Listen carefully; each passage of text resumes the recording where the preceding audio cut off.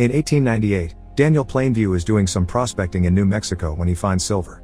Excited, he puts some dynamite to create a bigger hole, but when he re-enters it after the explosion, he falls and breaks his leg. This isn't enough to make him give up though. He puts the silver inside his shirt and climbs out while dragging his broken leg. Then he drags his body through the dirt all the way to town to sell the valuables he has found. In 1902, he has changed to the oil business and started his own drilling company. While drilling in Los Angeles, an accident with the machinery kills one of his employees and leaves an orphan baby. Daniel decides to adopt him as his own son, H.W. Plainview, who becomes his nominal business partner. From then on, Daniel goes from town to town with a heartwarming speech for people to choose him other big companies when it comes to leasing their land for drillings, using his son to convince them he is a family man that works with honest local workers and doesn't cause trouble, unlike corporations. Whenever someone asks him about his wife, he just says she died in childbirth. One day in 1911, Daniel is approached by Paul Sunday, a young man that claims his family's property in Little Boston, California has oil underground. Daniel tries to get the details out of him, but Paul proves to be a tough negotiator and ends up getting $500 in exchange for the location of his family's goat ranch, where he swears plenty of oil will be found. Many days later, Daniel and H.W. show up there, pretending they are merely hunting for quail. They meet Paul's father Abel Sunday, who offers them his hospitality, including some water and some goat milk, brought to them by one of the daughters, Mary Sunday. While setting up camp, they also meet Paul's twin brother Eli Sunday, a pastor that promises to bring them dinner. While investigating the area, they discovered Paul had been telling the truth and there is oil in his land. Daniel thinks this is a great spot to build a pipeline, take it to the beach, and strike a deal with Union Oil, therefore avoiding the costs of railroads and shipping. Later, after having dinner with the family, Daniel tells Abel that he wants to buy his land because he loves hunting for quail and his sick son needs the fresh air. He offers him a very lower number, but Eli knows about the oil and asks for a bonus, $10,000 for his church. Daniel changes it to $5,000 and only if the business goes well, then pressures Abel into accepting it. The next day, Daniel goes to see a realtor to ask for information about all the landowners around the Sundays so he can look into buying them as well. He also calls his business partner to tell him to bring all his employees to the area to start working. H.W. begins spending time with Mary and learns that his father hits her if she doesn't pray. As days pass, the business slowly but surely begins growing. Daniel manages to buy all the surrounding land except the one belonging to William Bandy, who wants to speak with him face to face. Daniel thinks it's all a ruse to get him to offer him more money, so for now he ignores him, thinking he'll come himself asking to sell if he thinks nobody wants his place anymore. He also gives the local town a speech about how oil drilling equals an opportunity to grow, because his employees come with their families, so they'll start schools, wells, new roads, and lots of cultivation, and all of that means employment. After days of building, the well is ready to get started. Eli comes with his church group to give all workers a welcome, then he has a talk with Daniel, requesting to bless the well before the drilling starts. Daniel accepts, but when the time comes for the opening, he offers a few words with Mary by his side, including a quick blessing, and never allows Eli to participate as well. H.W. is the one to pull the lever and the driller begins working without issues, so afterward the town has a big celebration. Right in front of Abel while he is eating, Daniel talks to Mary and promises her dad will not hit her anymore. Not too much time passes before one night, there is an accident in the well and they lose an employee. Daniel scolds his men for not warning each other correctly when someone goes down there, then makes sure to safely put away his possessions in a chest. The following morning, he goes to the church to talk to Eli and sees him give one of his sermons, which is quite dramatic and even includes some miraculous healing of an old lady's arthritis. After the mass is over, Daniel asks Eli to say some words when they bury the employee and to make sure his possessions reach his family, which Eli agrees to, but they still argue over faith.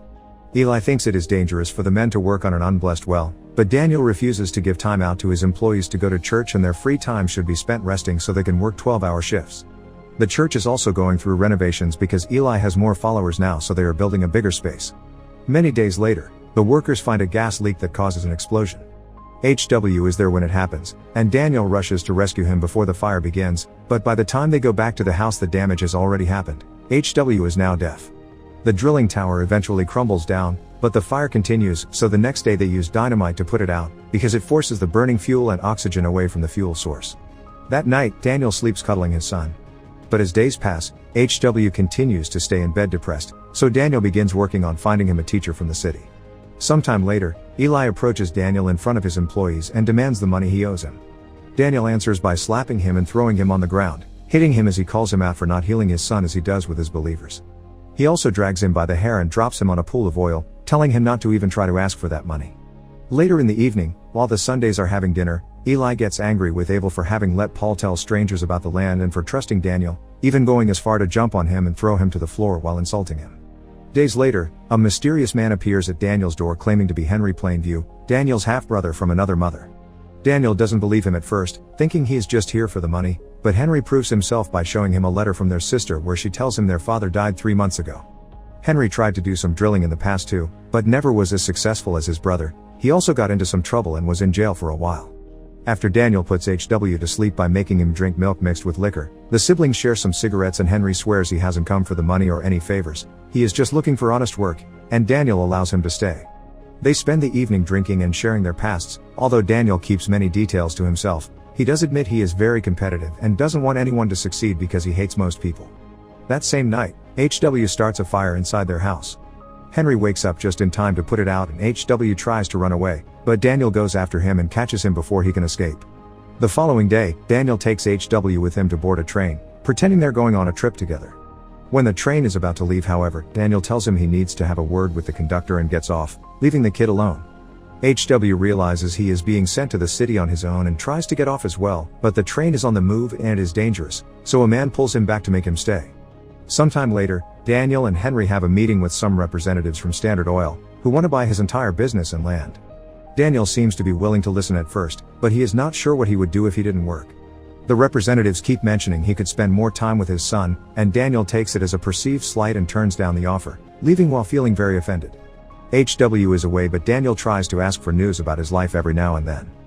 Eventually, Daniel makes a deal with Union Oil to build that pipeline to the coast he wanted. The only issue is the last bit of land belonging to William Bandy, whom he never visited to talk. He goes to see him today, but he is not at his house. Only his grandson is there and tells him they will never allow him to drill in their property. Daniel says he doesn't want to drill and promises to talk to Bandy later. Then he goes out with Henry to put various metal stakes on specific spots around the land. After an afternoon spent swimming with his brother, Daniel tells him some stories about their old neighborhood, and Henry's answers make him suspicious.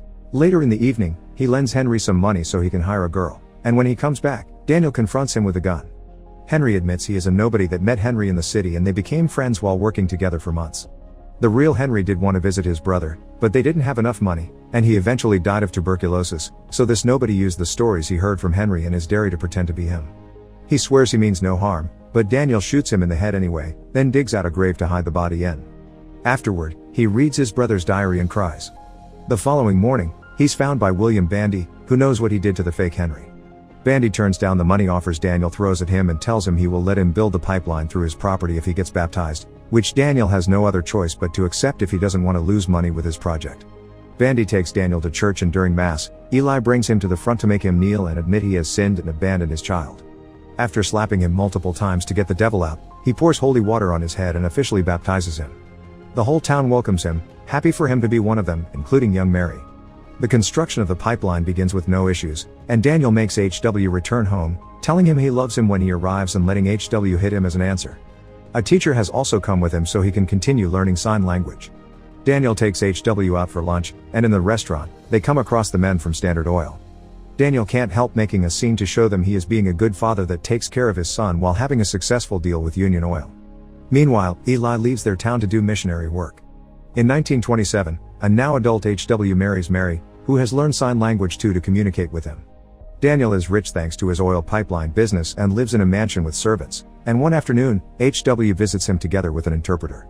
He tells his father that he loves him but he misses working on the fields, so he and Mary are leaving for Mexico to start their own drilling company.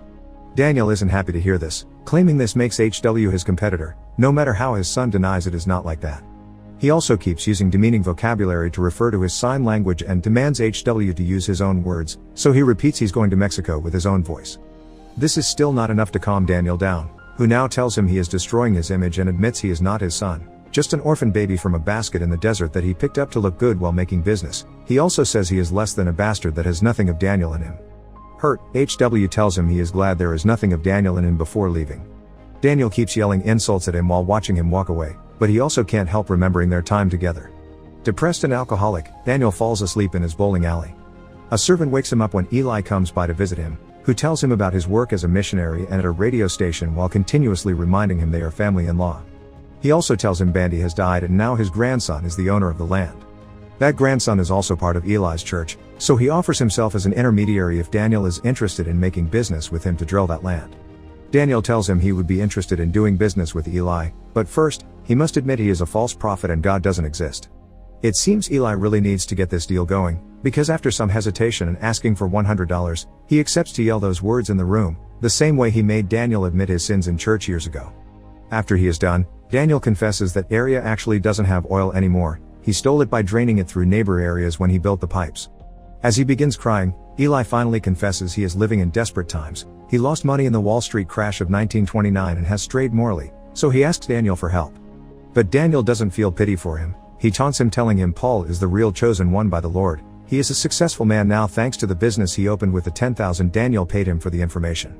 He keeps on insulting him and calling him names, so when Eli asks him to please stop, Daniel grabs him, throws it in the middle of the alley, and after tossing some bowling balls at him, he hits him with a bowling pin on the head, killing him. The servant hears the noise and calls his name from the other side of the door, to which Daniel answers that he's finished. Make sure to subscribe and turn on notifications so you can watch more videos like this. Thanks for watching.